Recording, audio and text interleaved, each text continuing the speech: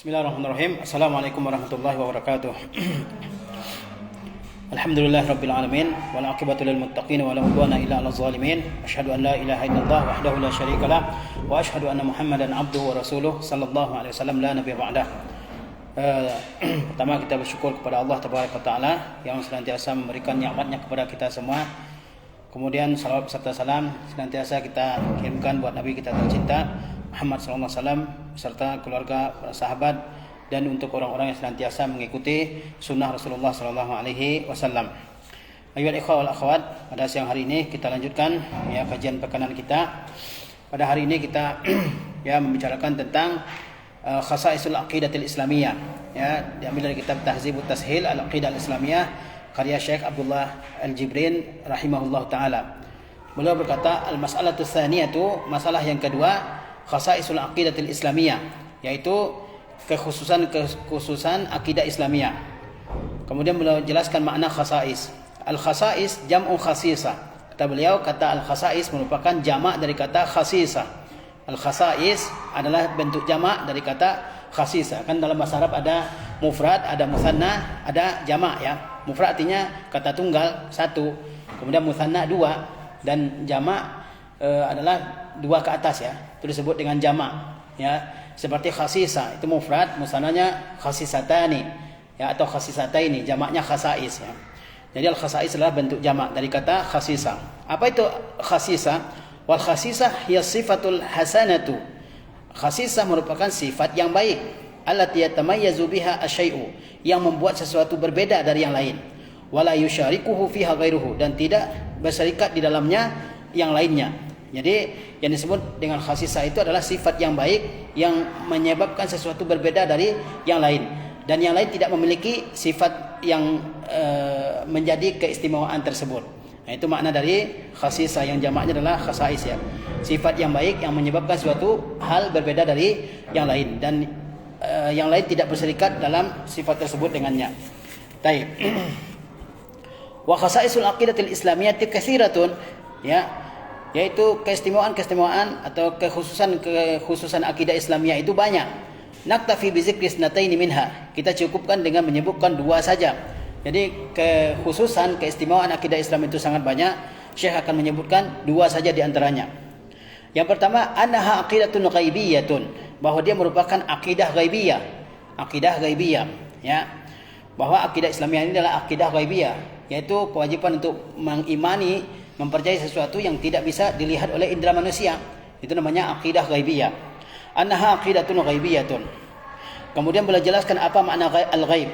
Al-ghaibu ma ghaba 'anil his. Kata ghaib itu maknanya adalah sesuatu yang tidak terlihat oleh indera. Sesuatu yang tidak terlihat oleh indera disebut dengan al-ghaib. Disebut dengan al-ghaib. Akidah Islamiyah itu adalah akidah yang ghaibiyah. Ya, seperti keimanan kepada Allah, kepada hari akhir, kepada azab kubur dan seterusnya. Itu kan sifatnya ghaib, tidak terlihat. Ghaib itu adalah lawan dari sesuatu yang nampak ya. Al-ghaibu ma ghaba 'anil hissi. Al-ghaib adalah sesuatu yang hilang atau tidak terlihat dari panca indera. Fala yudraku bi syai'in minal hawasil khamsi, sehingga dia tidak didapati dengan sesuatu dari panca indera. Sehingga dia tidak didapati, tidak diketahui dengan sesuatu dari panca indera ya.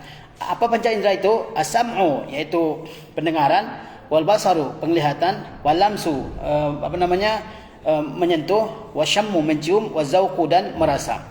Jadi akidah Islamiyah itu adalah akidah yang gaib, akidah yang tidak bisa dirasakan dengan panca indera, tidak bisa didengar, tidak bisa dilihat, tidak bisa disentuh, tidak bisa dicium, dan juga tidak bisa dirasakan ya. Wa alaihi fa inna jami'a umuri wa masail al-aqidatil islamiyah allati yajibu 'alal abdi an yu'mina biha wa ya'taqidaha ghaibiyun. Dengan demikian, maka seluruh perkara dan masalah akidah Islamiyah yang wajib diimani oleh seorang hamba dan wajib diyakini olehnya ghaibiyun, bersifat ghaib. Semua akidah yang wajib diimani oleh seorang mukmin, oleh seorang muslim, itu bersifat ghaib, tidak dilihat oleh indera ya. Kal imani billah, seperti beriman kepada Allah.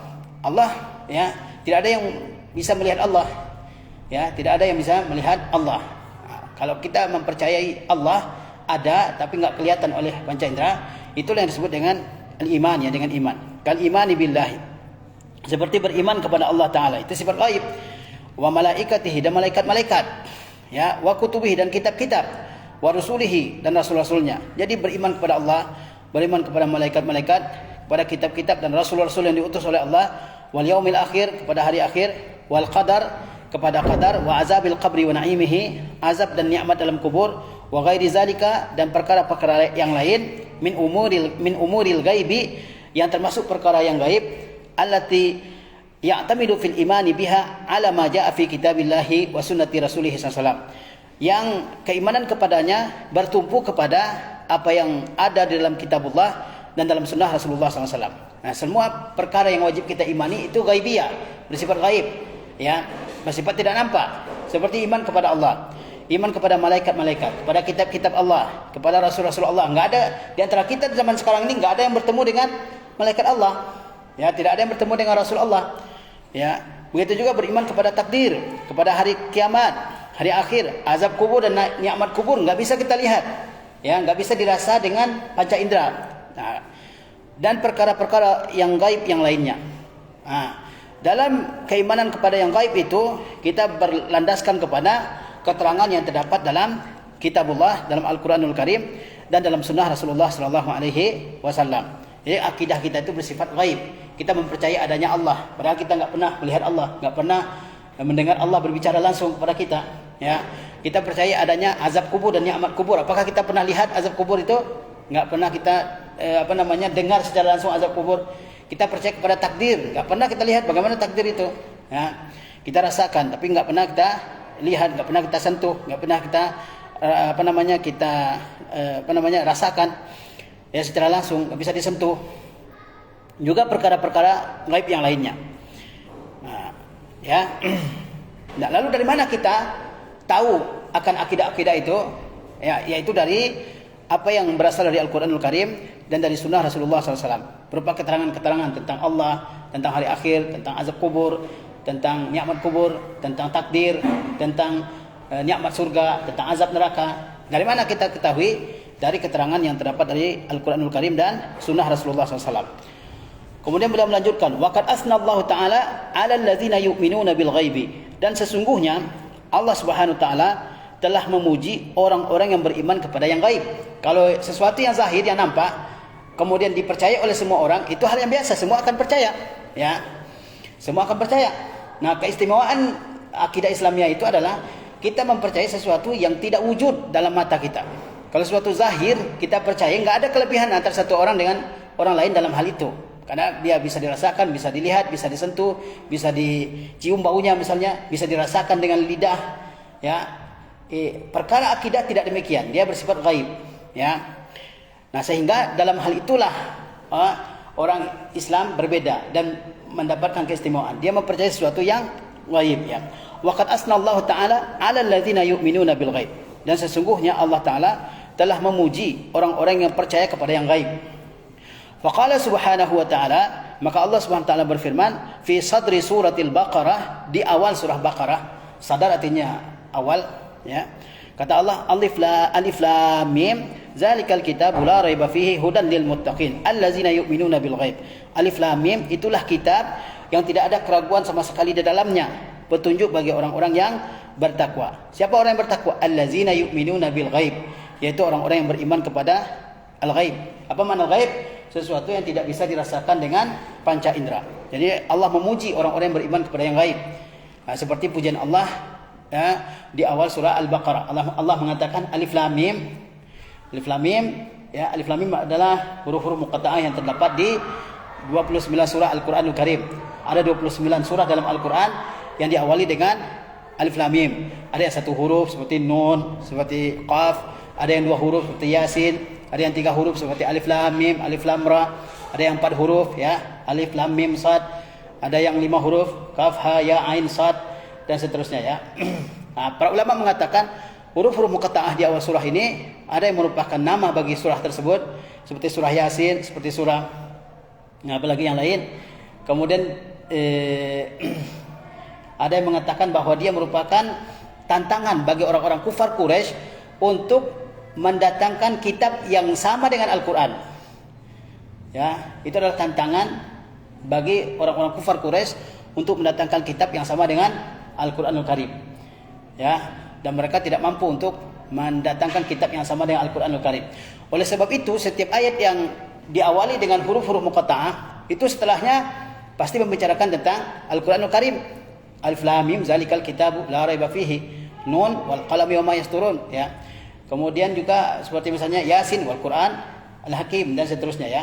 Selalu membicarakan tentang Al-Qur'anul Karim. Itu menandakan bahwa huruf-huruf ini disebutkan oleh Allah di dalam beberapa surah Al-Qur'an adalah sebagai tantangan bagi kufar Quraisy agar mereka membuat kitab yang sama dengan Al-Qur'anul Karim, dan mereka tidak akan bisa menyamai Al-Qur'an sama sekali, ya.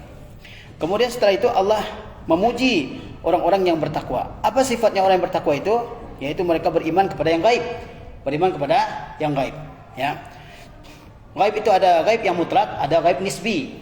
Gaib yang mutlak, ada yang gaib yang nisbi. Ada yang memang gaib sebenar-benar gaib, seperti tentang Allah, tentang hari kiamat, tentang surga, tentang neraka, tentang azab kubur dan nikmat kubur. Itu gaib yang mutlak. Ada juga gaib yang nisbi, ya. Nah, ini keistimewaan akidah Islamiyah yang pertama, bahwa dia adalah yaitu akidah yang mengajarkan kita untuk mempercayai sesuatu yang gaib, ya. Kemudian yang kedua, annaha aqidatun tauqifiyatun, bahwa dia merupakan akidah tauqifiyah. Tauqifiyah artinya dia bergantung kepada dalil dari Al-Qur'anul Karim dan dari sunnah nabawiyah sahihah, ya. Fa aqidatul islamiyyati mauqufatun ala kitabillahi wa ma sahha min sunnati Rasulillah Muhammad ibn Abdullah sallallahu alaihi wasallam. Falaysat mahallan lil ijtihadi lianna masadiraha tauqifiyatun. Akidah Islamiyah itu tergantung kepada kitabullah, ya. Wa ma sahha min sunnati Rasulih, dan tergantung kepada sunnah yang sahih dari Rasulullah sallallahu alaihi wasallam. Falaisat mahallan lil ijtihad. Dia bukan merupakan lapangan untuk berijtihad.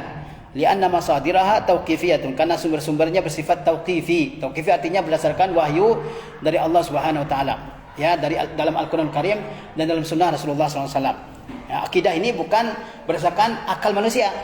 Akidah Islamiyah bukan berdasarkan akal manusia. Dia sumbernya adalah Al-Qur'anul Karim dan sunnah Rasulullah SAW yang sahih, baik yang mutawatir maupun yang ahad. Ahlu sunnah wal jamaah, mereka, ya, menerima hadis-hadis ahad yang berkaitan dengan akidah selama sanadnya sahih kepada Rasulullah SAW. Dia bukan ijtihad.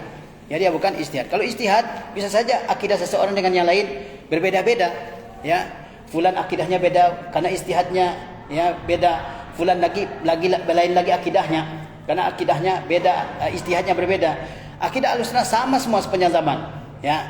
Antara seorang imam dengan imam yang lain, meskipun tempat tinggalnya berjauhan, satu di Masyriq, satu di Maghrib, satu di bagian timur dunia, satu di bagian barat dunia, tapi karena sumbernya sama, Al-Qur'anul Karim dan sunnah Rasulullah SAW, akidahnya sama. Berbeda dengan Asy'ari misalnya, antara Abul Hasan Al-Asy'ari dengan misalnya Al-Baqillani, dengan misal Al-Juwaini, enggak sama akidahnya, beda-beda, ya.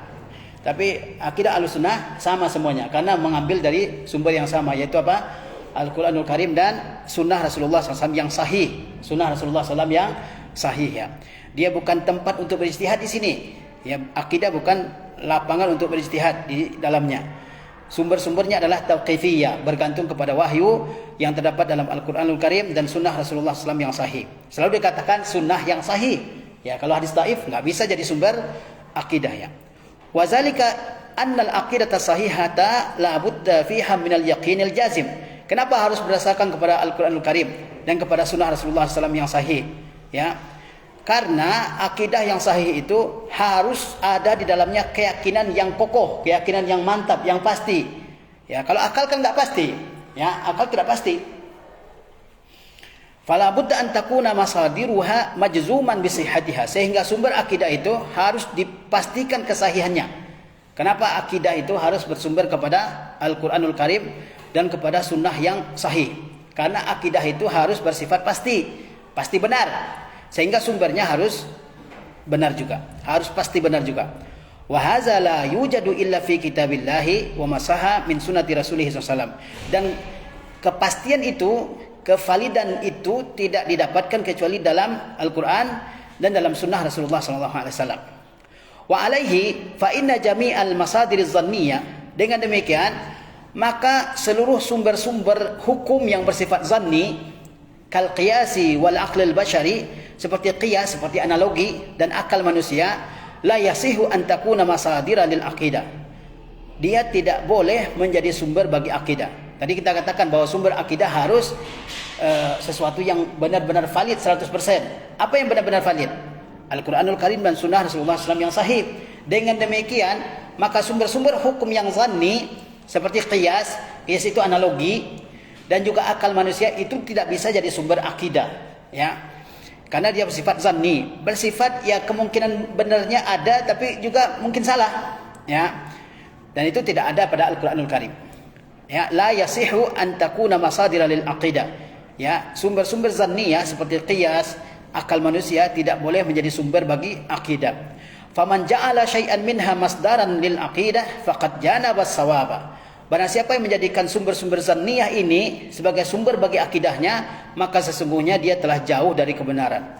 Wa ja'ala al-aqidata mahallan lil ijtihad allazi yukhti wa yusib. Dan dia telah menjadikan akidah sebagai medan untuk berijtihad yang bisa benar bisa salah. Yang mana yang namanya ijtihad, hasil pikiran manusia, itu bisa benar bisa salah. Bisa benar bisa salah. Nah, oleh sebab itu akidah ini harus bersumber kepada dalil yang benar-benar valid, Al-Quranul Karim dan sunnah Rasulullah SAW yang sahih. Tidak bisa sumber-sumber yang bersifat zanni, ya, yang bisa benar bisa salah. Apa ya sumber yang zanni? Misalnya akal manusia. Akal manusia dia berijtihad, tapi bisa benar bisa salah, ya. Ijtihad bisa benar bisa salah. Atau qiyas atau analogi misalnya, bisa benar bisa salah. Oleh sebab itu tidak bisa jadi sumber akidah, ya. Kalau dijadikan sumber akidah mungkin berubah-ubah akidahnya. Hari ini akidahnya beda, besok beda lagi. Karena berubah ijtihadnya. Ijtihad bisa berubah. Yang hari ini dikatakan A bisa besok B. Tergantung mungkin ada perubahan ilmu, ada informasi tambahan dan seterusnya, bisa beda-beda. Dan itu akan aneh kok akidah beda-beda, ya. Walizalika akhta'a ahlul kalami. Oleh karena itu telah keliru ahlul kalam. Kal Jahmiyah, seperti Jahmiyah, wal Mu'tazilah, wal Asy'ariyah, hinama ja'alul aqla masdaran min masadir aqidah. Oleh sebab itu ahlul kalam seperti Jahmiyah, Mu'tazilah, Asy'ariyah, mereka semua sudah keliru ketika menjadikan akal sebagai sumber akidah, ya. Ketika orang menjadikan akal sebagai sumber akidah, maka mereka di situ akan merasakan kekeliruan, ya. Oleh sebab itu lihat akidahnya beda-beda, ya. Akidah masing-masing sekte itu beda-beda karena sumbernya bukan Al-Quranul Karim, sumbernya akal manusia. Dia pikirkan terus-menerus, ya, ini hasil pikiran saya, ya. Ternyata pikirannya dengan yang lain beda-beda, ya. Tapi kalau ahlu sunnah tidak, akidahnya sama semua dari zaman para sahabat sampai zaman sekarang, akidah sama saja semua, nggak ada beda-beda. Padahal ulama-ulama itu mengarang kitab di tempat yang berbeda, zaman pun berbeda, ya. Tapi akidahnya sama karena sumbernya sama, ya. Tapi kalau akal, fulan ngomongnya A, fulan lagi ngomongnya B, yang lain ngomongnya lain lagi, ya. Seperti sekte-sekte itu. Kenapa muncul sekte-sekte itu? Karena mereka menjadikan akal sebagai sumber keyakinannya. Sementara akal itu beda-beda, tergantung dengan ilmunya, tergantung kecerdasannya, tergantung lingkungannya, tergantung gurunya, tergantung bahan bacaannya, ya, dan seterusnya. Tergantung juga umurnya mungkin, ya. Nah, jadi ahlul kalam seperti Jahmiyah, Mu'tazilah, Asy'ariyah, mereka yang menjadikan akal sebagai sumber akidah itu sudah jauh dari kebenaran. Wa qaddamuhu 'ala nusus syar'iyyah allati hatta asbahal Quran wa sunnatu indahum tabi'aini lil aqlil bashari. Lalu mereka ini mendahulukan akal daripada nusus syar'iyyah, ya. Bahkan mereka menjadikan Al-Quran dan sunnah menjadi pengikut bagi akal. Jadi saking mereka mendewakan akal, padahal akal itu ada batasnya. Siapa yang tidak mengatakan akal itu enggak ada batasnya? Pasti ada batasnya, ya. Ada batasnya yang tidak bisa kita pikirkan di situ, ya. Mereka ini ahlul kalam ini, baik itu Jahmiyah, Mu'tazilah, Asy'ariyah, mereka menjadikan akal sebagai sumber akidah, bahkan mendahulukan akal daripada nusus syariah. Nusus syariah itu ayat Al-Quran atau hadis Nabi SAW. Mereka jadikan Al-Quran dan Sunnah sebagai yang mengikuti akal, ya. Makanya mereka sebut teologi rasional, teologi yang berdasarkan akal pikiran, gitu kan. Kalau yang Salafiyah ini itu teologi tradisional, ya. Dan orang langsung jijik, oh tradisional berarti kuno gitu kan, ketinggalan zaman gitu. Wa hadza fihi nau'u istihanatin bi kitabillahi wa sunnati Rasulillah SAW. Dan dalam hal ini yakni mendahulukan akal daripada nusus syariah, itu ada penghinaan terhadap Al-Quran dan sunnah Rasulullah SAW. Kama annahum bi hadhihi tariqah ja'alu aqidatal Islam khadi'atan li ara'il bashar. Di samping itu dengan jalan seperti ini, itu mendahulukan akal daripada nusus syariah sebagai sumber akidah, itu mereka telah menjadikan akidah Islam ini tunduk kepada pendapat manusia, wajtihadatihim al-aqliyah, dan juga tunduk kepada ijtihad aqliyah. Ya, dengan demikian yang jadi sumber bukan nusus syariah, tapi akal manusia. Ya, dan bisa berubah-ubah ya. Lihat para sahabat Nabi ridwanullah ta'ala alaih. Apakah ada perbedaan sahabat dalam akidah? Tidak ada sama sekali. Ya, tidak ada. Oleh sebab itu kita jika berakidahlah dengan akidah sahabat yang di mana zaman itu safiyah naqiyah, ya, bersih, jernih, ya, tidak ada campur-campuran dari pemikiran-pemikiran filsafat-filsafat di zaman itu, ya. Wal haqqu annal aqla muayyidun linusus syariah. Yang benar bagaimana? Yang benar bahwa akal itu mendukung nusus syariah. Yang benar adalah akal itu mendukung nusus syariah. Tidak bisa kita jadikan akal sebagai sumber akidah. Akal orang beda-beda, ya. Akal orang beda-beda. Yang mana yang bisa dipakai? Apakah akalnya Abul Hasan Al-Asy'ari, atau akalnya Al-Baqillani, atau akalnya Al-Juwaini, atau akalnya Fakhruddin Ar-Razi, atau akalnya Abu Hamid Al-Ghazali, atau akalnya siapa yang bisa kita pakai untuk akidah? Kalau kita jadikan akal sebagai sumber akidah, ya. Nah, yang benar bagaimana sikap kita terhadap akal? Wal haqqu annal aqla muayyidun linusus syariah. Yang benar bahwa akal itu mendukung nusus syariah. Fal aqlu sarih yu'ayyidu an-nass sahih. Akal yang jelas, akal yang kuat akan mendukung nas yang sahih. Tidak mungkin bertentangan antara akal dengan nas, ya. Akal yang sehat akan mendukung nas yang sahih, yang valid. Nah, ini kaidahnya nih dalam akidah, enggak bertentangan. Akal dengan nas tidak bertentangan. Wala yu'ariduhu, dan akal tidak menyanggah nas.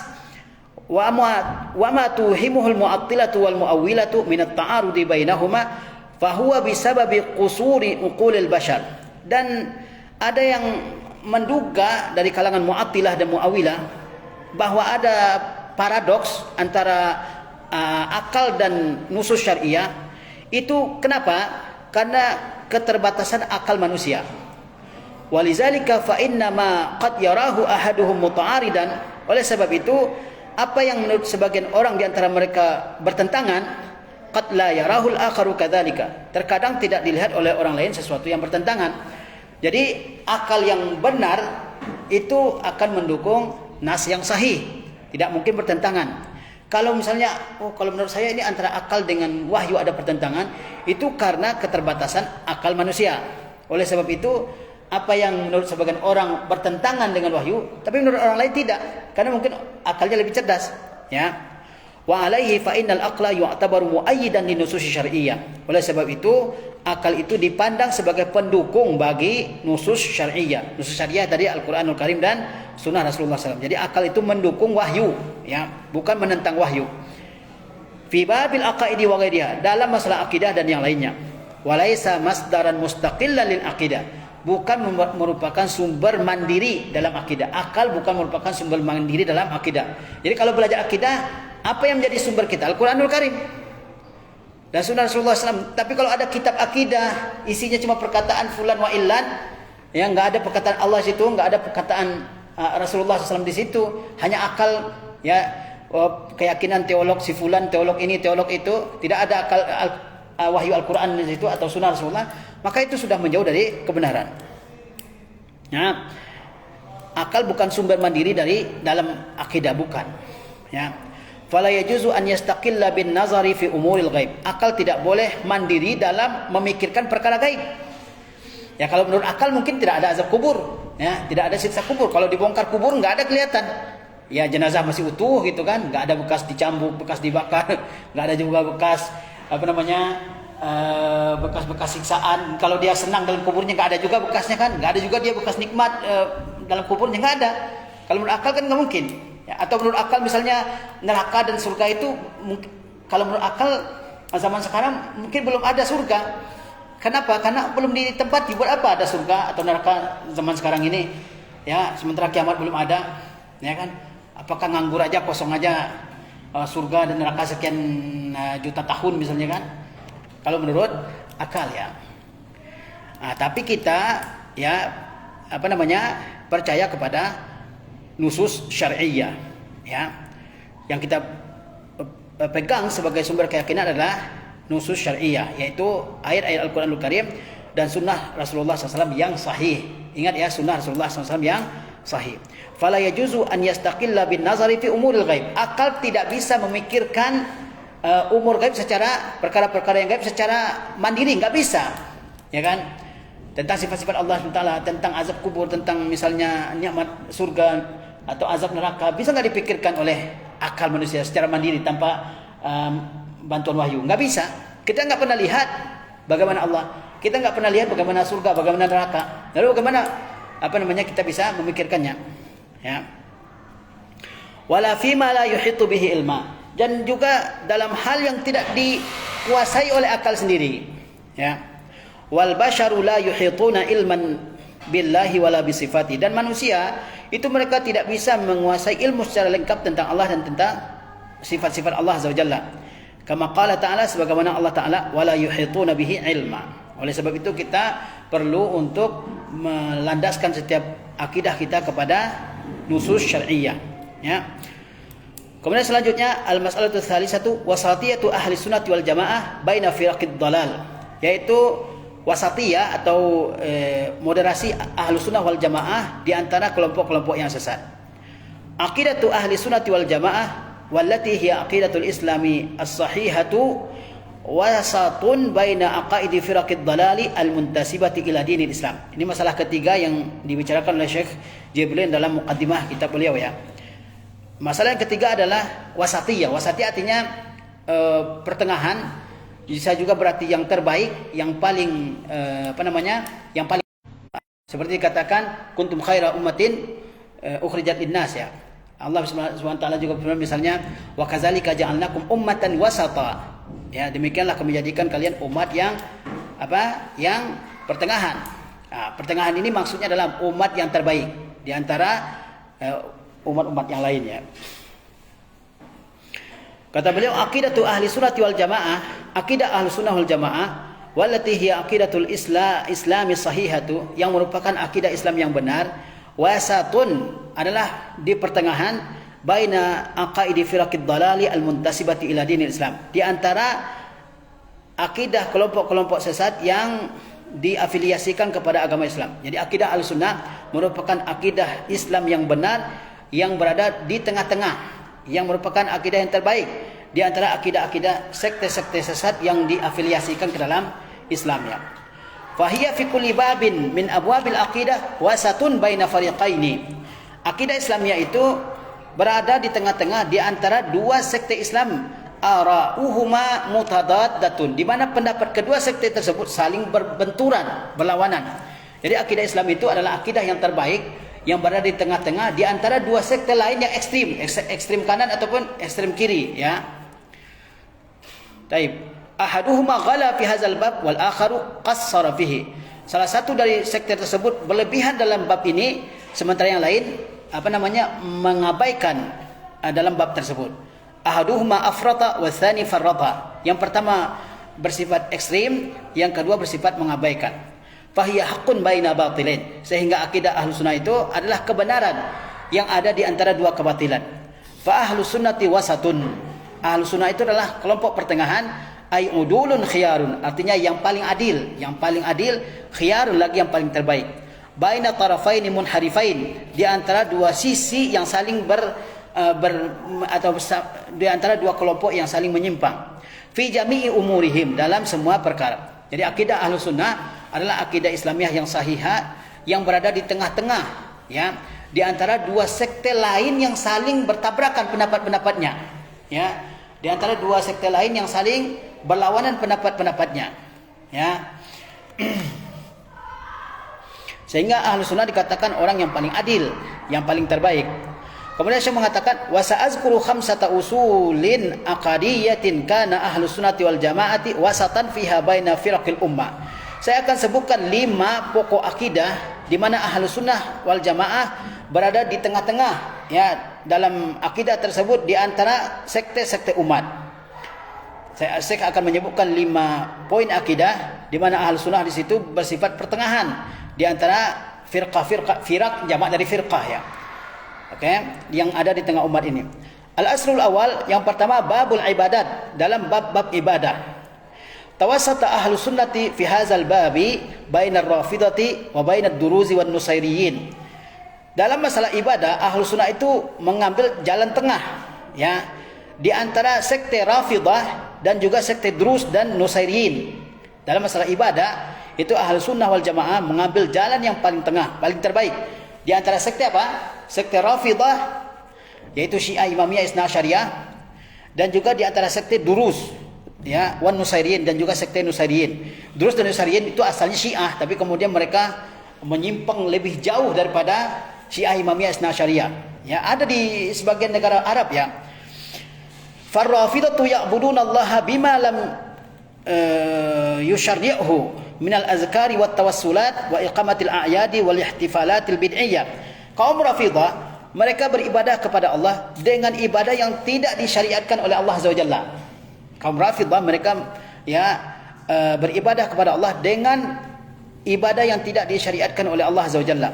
Minal azkar, berupa zikir-zikir ya, wat tawassulat, dan juga tawasul-tawasul, wa iqamatil a'yad, juga menegakkan atau mengadakan perayaan-perayaan, wal ihtifalatil bid'iyah, juga perayaan-perayaan yang merupakan bid'ah ya. Wal bina'i 'alal quburi, juga membangun di atas kubur. Itu asalnya dari kaum Syiah. Lihat kuburan-kuburan imamnya di Najaf, di Karbala, di mana lagi, di Kashan dan seterusnya di Iran sana, kuburan megah-megah banget. Kuburan Husain ya. Kemudian juga kuburan Ali di Kufah ya, di Najaf dan seterusnya. Wassalati indaha, dan salat di kuburan, wa tawafi biha wa zabhi indaha, juga tawaf di sekeliling kuburan, menyembelih di kuburan. Wa ghulatuhum ya'buduna ashabal kubur. Sementara yang lebih ekstrim di antara mereka itu mereka mengibadahi penghuni-penghuni kubur, bizabhi lahum, dengan menyembelih untuk mereka, au du'auhum au du'aihim, atau menyeru mereka, an yajlibu lahum marghuban, supaya mendatangkan sesuatu yang mereka senangi, au yadfa'u anhum marhuba, atau menolak sesuatu yang mereka takuti. Jadi ahlu sunnah dalam masalah ibadah itu berada di tengah-tengah di antara 2 kelompok yang ekstrim dalam ibadah, yaitu kelompok Rafidah, Syiah Imamiyah Isna Syariah, atau di Indonesia ini disebut dengan Syiah saja ya. Karena tesis saya ini tentang ini dulu, tentang penyimpangan Al-Qur'an, pemasukan Al-Qur'an menurut Syiah Imamiyah Isna Syariah ya. Mereka berlebihan dalam setiap ibadahnya ya, karena sumber ibadah itu bukan Al-Qur'anul Karim, bukan sunnah Rasulullah SAW, tapi perkataan-perkataan yang mereka nisbatkan kepada imam mereka ada 12 ya, mulai dari Ali sampai Imam Mahdi yang terakhir ya, yang tidak lahir sampai hari ini tapi diklaim sudah lahir dan kabur saat umurnya 4 tahun gitu kan, yang namanya Muhammad Al-Hasan Al-Askari ya. Mereka ini beribadah kepada Allah bukan bukan dengan cara yang ditetapkan oleh Allah Azza wa Jalla. Di Indonesia sendiri mereka ibadahnya harus pakai tanah Husain, sebesar biskuit yang ditempel di kening itu kan, judulnya Ya Husain, dijual di Facebook kan. Coba lihat itu Facebook yang menjual tanah kuburan Husain kan. Mereka beribadah harus seperti itu, ditempel di kening kan. Mereka beribadah dengan zikir-zikir. Zikir-zikirnya seperti zikir, ada doa usanamai Quraisy, doa untuk 2 berhala Quraisy. 2 berhala Quraisy yaitu Umar dan Abu Bakar Siddiq. Mereka katakan Umar dan Abu Bakar itu adalah 2 berhala yang disembah oleh orang Quraisy. Ya, diagung-agungkan oleh orang Quraisy ya. Dalam doa-doanya isinya laknat semuanya untuk Abu Bakar dan Umar itu. Juga tawasul-tawasulnya. Kemudian perayaan-perayaan yang tidak syar'i itu pada umumnya berasal dari kaum Syiah. Ya. Seperti perayaan Maulid dan seterusnya, itu bukan dari Ahlus Sunnah asalnya. Asalnya dari Bani Ubaid yang berkuasa di Mesir ya, Bani Fatimiyah. Semua perayaan itu berasal dari mereka ya. Kemudian juga perayaan-perayaan bid'iyah ya, perayaan Hari Ghadir, perayaan kelahiran imam, kelahiran Hasan, kelahiran Husain, kelahiran imam-imam yang lain itu yang memperingati adalah kaum Syiah Rafidah ya. Juga membangun di atas kubur Ya, kubur-kubur imam-imam mereka megah, ya luar biasa megahnya. Bahkan kubur Abu Lu'lu'ah al-Majusi yang membunuh Umar bin Khattab, itu adalah kubur yang paling megah di kota Kashan di Iran hari ini. Ya. Bahkan di pintu kuburnya itu tertulis tulisan dengan bahasa Arab yang sangat besar, Haza qabru Baba Syuja'uddin. Ini adalah kuburan pahlawannya agama. Ya kan? Abu Lu'lu'ah Fairuz, ya. Padahal dia orang Majusi, budak Mughirah bin Syu'bah yang membunuh Umar bin Khattab, ya. Tapi mereka katakan ini pahlawan besar orang Syiah ini karena sudah membunuh tagutnya umat ini katanya, yaitu Umar bin Khattab, ya. Begitu juga salat di kuburan. Lihat mereka salat di kuburan. Ya, lihat di YouTube begitu banyak mereka melakukan salat-salat di kuburannya. Wa tawafu biha, tawaf di kuburan. Wa zabhi indaha, menyembelih di kuburan. Itu Syiah semua, ya. Bahkan yang lebih ekstrimnya, orang-orang ekstrim di antara mereka menyembah penghuni kubur. Ya. Kalau kita umrah ataupun haji, di samping orang yang mengucapkan ya Allah, terdengar juga orang yang mengucapkan ya Husain. Ya Husain, ya. Madad ya Husain.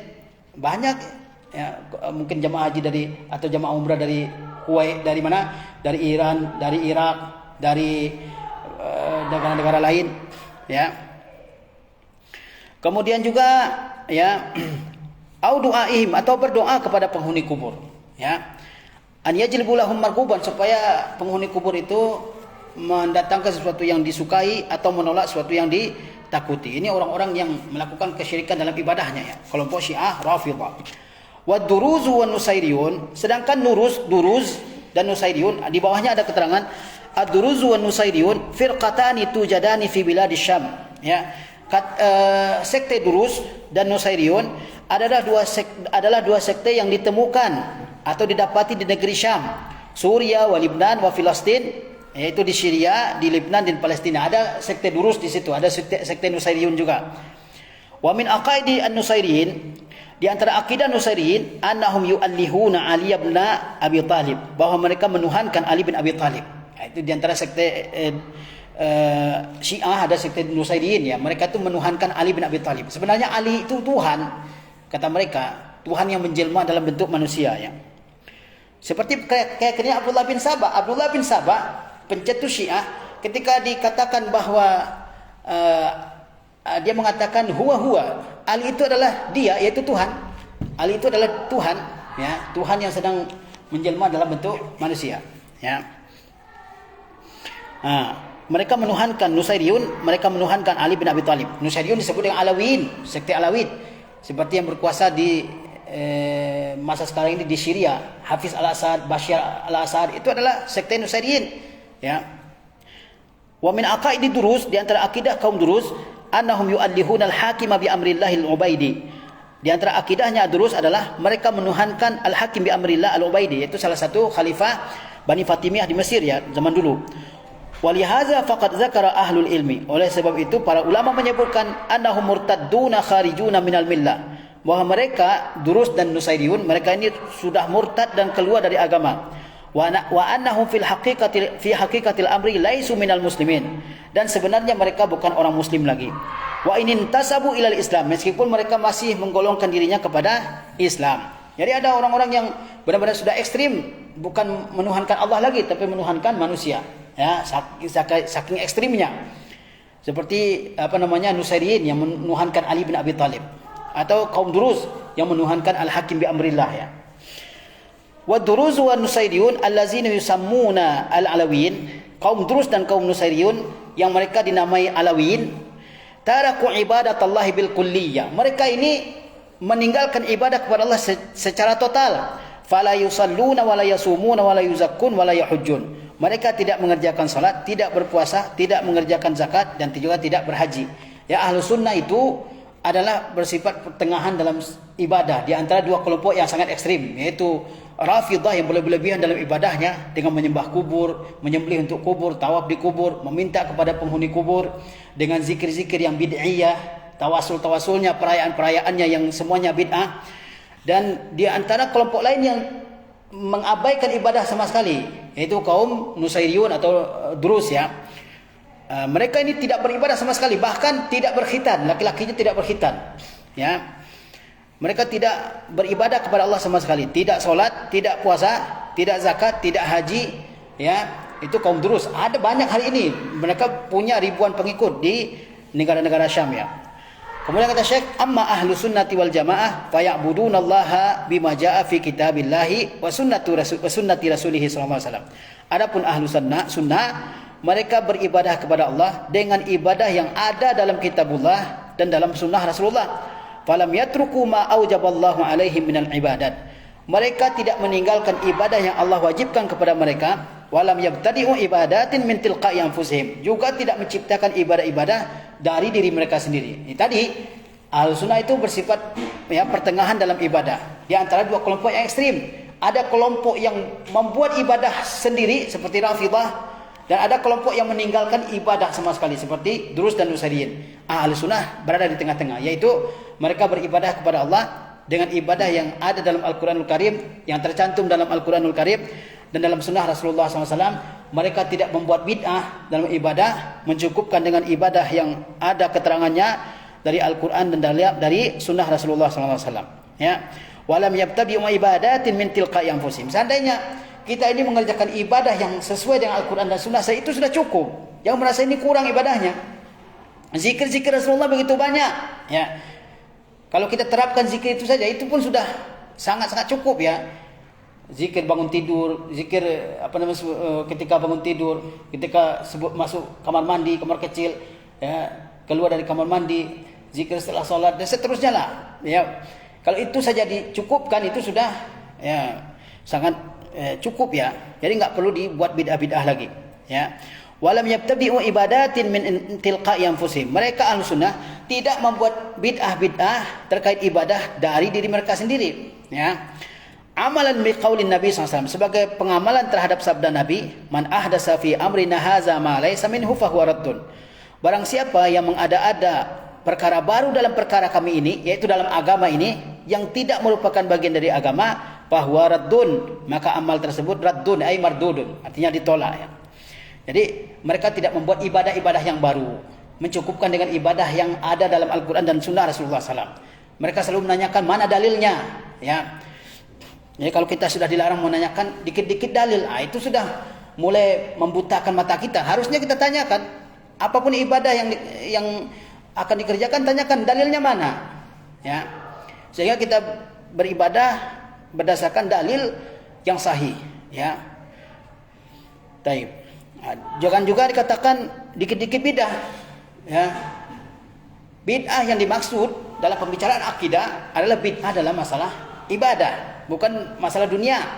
Ya, kalau masalah dunia kita boleh berinovasi semaju-majunya, boleh.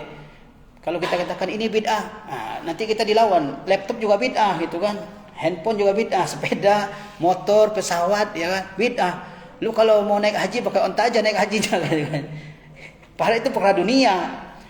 Yang bid'ah yang dilarang itu adalah dalam perkara agama, dalam perkara agama. Karena Rasulullah mengatakan, siapa yang mengada-ngada perkara baru, siapa yang mengada-ngada dalam perkara kami ini. Perkara apa kira-kira? Perkara ibadah, ya. Perkara ibadah maksudnya, bukan perkara dunia. Kalau perkara dunia boleh, ya. Tidak ada masalahnya dan tidak ada larangannya ya. Kata Rasulullah, siapa yang mengada ya, ibadah baru dalam perkara kami ini, yang dia tidak termasuk dalam ibadah perkara kami tersebut, maka dia ditolak. Wa fi riwayatin li muslimin, dalam riwayat Imam Muslim, man amila amalan laisa alaihi amruna fahuwa raddun. Barang siapa yang mengamalkan suatu amal yang tidak ada keterangan kami di atasnya, maka ditolak. Jadi membuat bid'ah dilarang, mengerjakan ibadah yang bid'ah juga dilarang. Meskipun bukan kita yang mencipta, orang lain mencipta, tapi kita kerjakan. Ya. Wa qauluhu alaihi salatu wasalam, juga sabda Nabi SAW fi khutbatihi, dalam khutbahnya, amma ba'du fa inna khairal hadithi kitabullah. Amma ba'du, yaitu kalimat yang digunakan untuk berpindah dari satu pembicaraan kepada pembicaraan yang lainnya. Kata Rasulullah, fa inna khairal hadithi kitabullah. Sesungguhnya sebaik-baik pembicaraan adalah kitabullah. Wa khairal hadi hadi Muhammad. Sebaik-baik petunjuk adalah petunjuk Muhammad. Wa syarrul umuri muhdatsatuha. Seburuk-buruk perkara yang diada-adakan. Wa kullu bid'atin dhalalah. Dan setiap bid'ah adalah sesat. Maksud bid'ah di sini adalah bid'ah dalam agama yang Rasulullah kan datang mengajarkan agama. Jadi kata Rasulullah SAW, sebaik-baik petunjuk itu petunjuk dari Allah Azza wa Jalla. Ya. Kemudian sebaik-baik tuntunan adalah tuntunan yang berasal dari Nabi kita Muhammad SAW. Jadi enggak perlu minta tuntunan yang lain, mencari tuntunan yang lain. Apakah belum cukup dengan tuntunan yang diajarkan oleh Rasulullah SAW? Ya, padahal beliau sudah Allah katakan ya, bahwa pada hari ini kami sempurnakan bagimu agamamu dan kami cukupkan nikmatku atasmu dan aku ridai Islam sebagai agama bagimu. Sudah cukup agama. Rasulullah tidak akan diwafatkan oleh Allah Azza wa Jalla sebelum agama ini sempurna.